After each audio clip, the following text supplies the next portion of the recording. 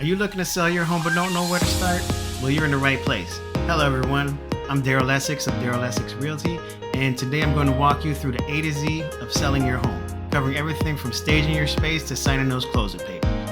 Whether you're a first-time seller or just need a refresher, this guide will provide you with all the tools you need to sell your home efficiently and for the best possible price.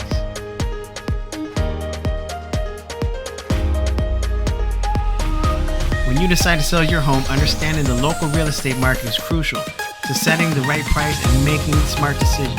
Let's break down what you need to know. First, let's define a couple key terms. In the seller's market, there are more buyers than there are homes available. This often leads to competitive offers, higher prices, and quicker sales. On the other hand, the buyer's market is characterized by fewer buyers in the market, which means homes tend to sit longer and prices may be lower or more negotiable.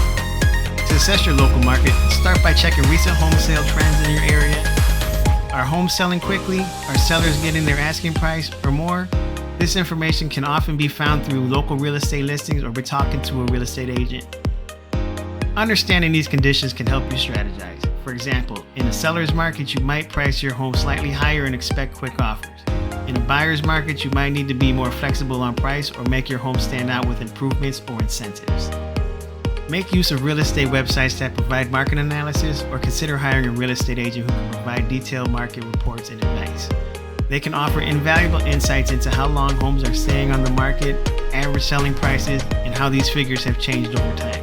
If you need help finding a realtor in your area, or if you're in my area, go ahead and reach out to me. I can definitely help you figure out these numbers. By understanding these conditions, you can tailor your selling strategy to meet the current demands of the market, helping you to sell your home faster and for better prices.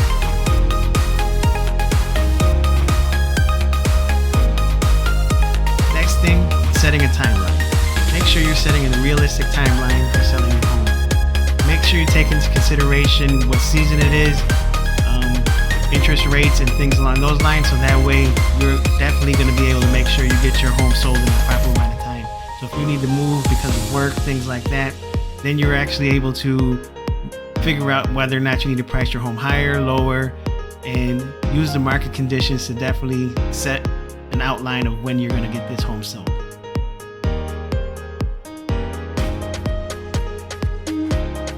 Next thing we're going to talk about is getting your home ready for showings. First things first, you definitely got to make sure you clean the home really well, declutter, and also depersonalize. Make sure you take away all the pictures of families, things that make the house yours, and make it look more showable. Taking these things away make your home look more like as if you were going into the Macy's department of homes and furniture, things like that. That way people are looking and seeing and picturing themselves in this home instead of going ahead and looking at what you are in this home. Definitely make sure you separate you and the home. That way you have the best opportunity for people with limited imagination to actually be able to picture themselves in the home. Say, okay, I see where this couch is, I can see my couch. And they start seeing pictures and things like that, then they start seeing it as yours and not their future home. So definitely make sure you declutter, deep clean, and depersonalize.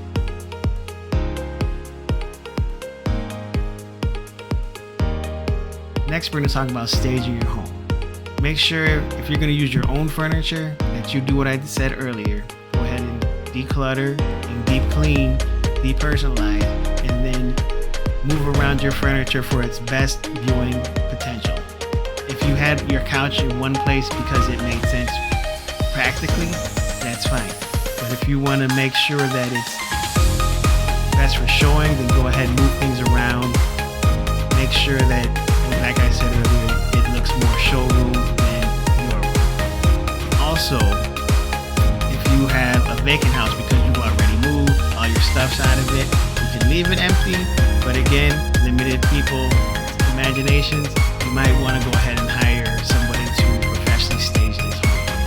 That way, they can put nice little couches, chairs, tables, lamps, pictures that are not personalized but more art. That way they can see the home in its perfect light.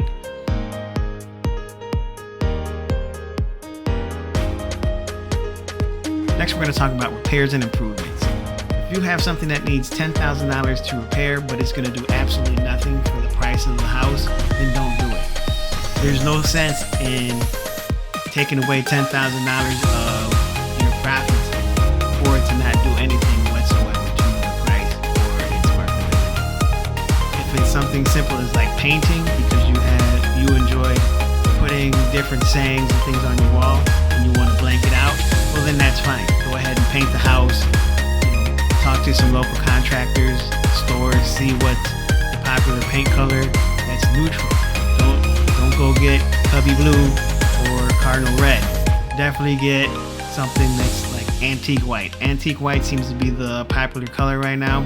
It's white with a slight hint of yellow in it, and you can see it in almost every newly rehabbed property that's out there right now. It's a good color because obviously it's white and it leaves room for the imagination. Next, if you're gonna go and do any improvements, like say you're gonna redo the gutters, you may just be better off giving somebody a credit for that than it is to actually get it done at the end of the day. Because at the end of the day, you still have to find somebody, trust that they do the job right. If they don't do the job right, then you're out of the money, plus you're gonna have to find someone that's gonna do it right. So you might end up having to pay for something twice. Let the buyers go ahead and pay for that something twice. If you give them a $5,000 credit for some gutters, you know what? They have to figure out how to get that project done for $5,000. If it ends up costing them 8 or 9 because of the fact that somebody did it wrong on their end, then that's their problem. Definitely leave certain things to be their problem and not your problem.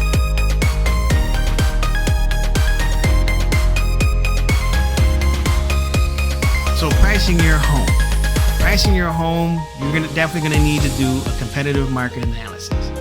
And you're gonna also want to ask your realtor to take you around to some of the other houses in the area that are similar to yours so that you can go ahead and figure out what their houses have and your houses have, compare them, and make sure you're pricing your house accordingly. Because you don't wanna have the best house in the area and price it lower because their pictures look better and you didn't actually go see this house. Their house may have leaks and all kinds of things going on with it that they didn't show in the pictures, and now you said, okay, that house is nicer than mine, and now you're gonna end up selling your house for less money than it's worth. On the contrary, definitely make sure that you go to these houses because it could be the opposite effect. Their house may just be glorious, luxurious, and amazing. The pictures don't show it as well. And then you say, oh, my house is better than that one. You price your house higher, and now all of a sudden you can't get anybody into your home or any offers on your home because you didn't go look at the competition. Definitely make sure you go look at the competition, then look at the competitive market analysis and see where you can go ahead and say, okay, we can move it up a little higher than this one, bring it down a little lower than that one, and perfectly price yours for the market.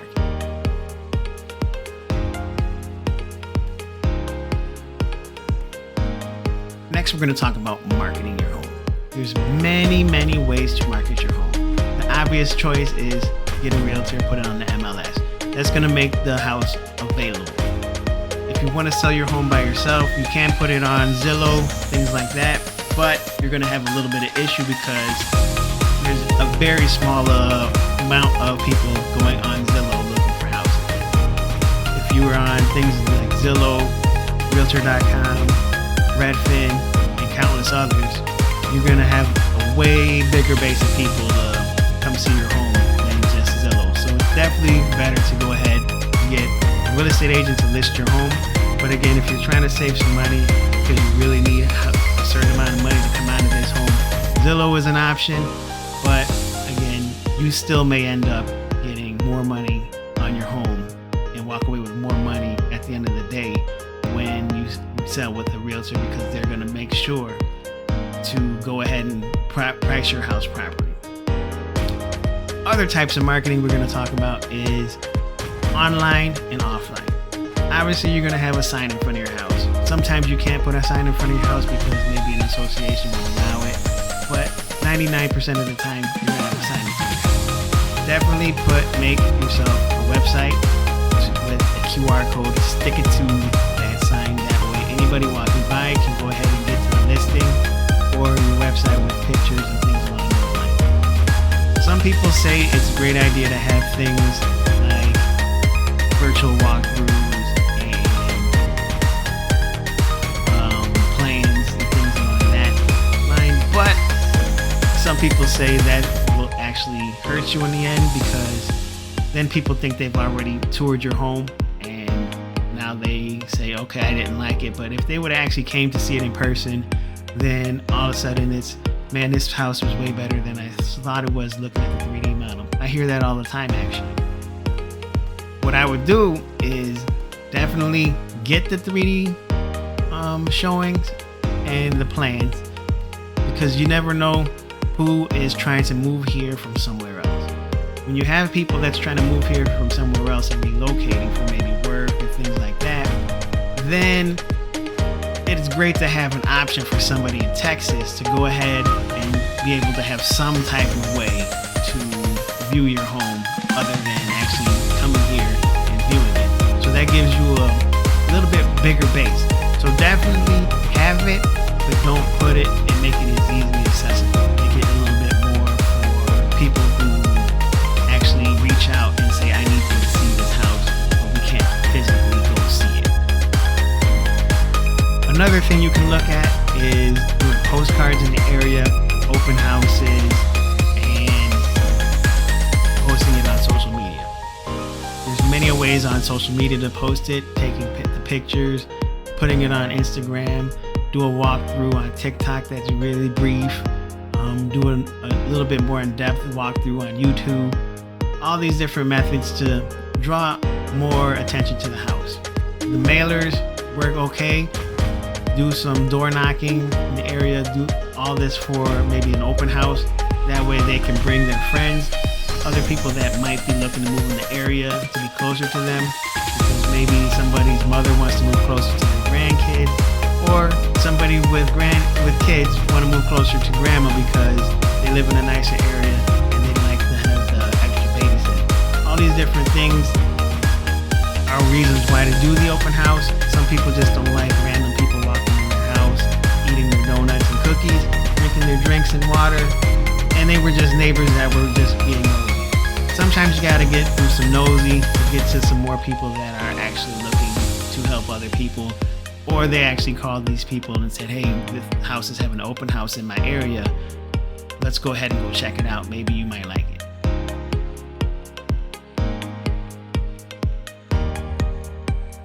Next, we're going to talk about showings of your home.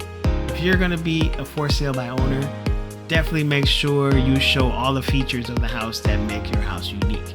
If you have a gas fireplace, talk about the gas fireplace. If it's a wood fireplace, talk about the wood fireplace. If you put a bar in the basement, talk about the bar in the basement. All these little things, give them as much information as they can to separate your house from the competition. Again, you've already walked your competition. Definitely take what you learned from these other houses and what makes your house different. Showcase all those things as best as you possibly can. If you have a real estate agent, try to get them to be at as many of the showings as possible. We all know that real estate agents aren't the most time-friendly people, because we all do have other clients and we have other things that's going on in our lives as well. So try to get your real estate agent to be at as many showings as possible, because then they can do exactly what we just asked you to do for if you're selling by owner. Have them show and talk about all the things that make your home different than the competition. Because again, hopefully you went to go look at the competition, so you should know what makes your house different from theirs.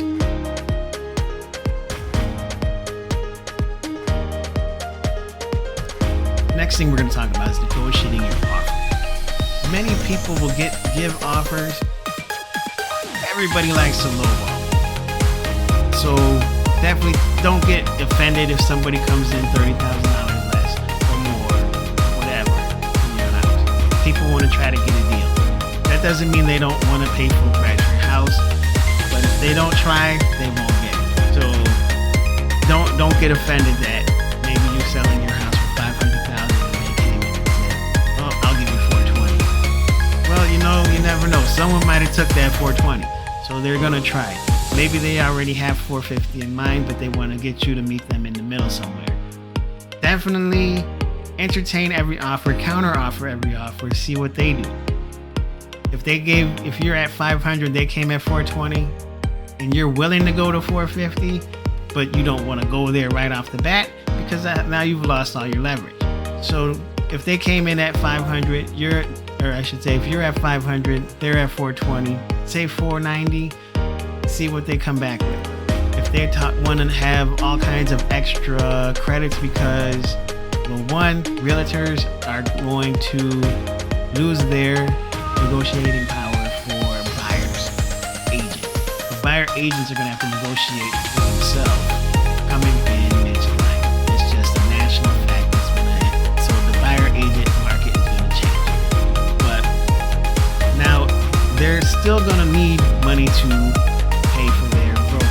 So if they're going to come in at 420 and say I need 2% to go to my agent, take that into consideration. Say, okay, well I'll sell it to you for 490 with 2% for your agent. And definitely work around there. Never split the difference. There's a whole book on it. Don't split the difference. Always make them split and then come higher than that. That way you're always ahead and you have the leverage.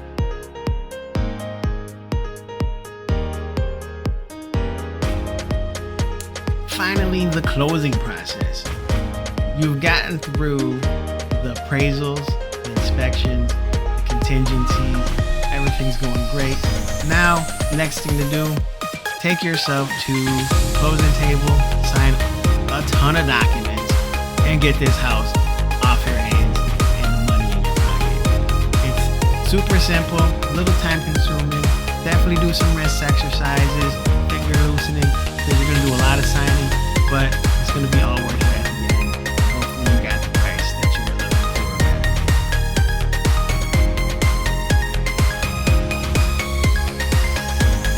So hopefully I explained a good amount of things to help you get your house sold. From marketing it, negotiating it, pricing it correctly, staging it correctly, all those things. If you do all those things to the best of your ability, you should be able to get your price or better. And at the end of the day, hopefully you walk away with a happy pocket. And if you found this interesting, helpful, or anything like that, go ahead, like, subscribe, join the double team, and we'll see you on the next one.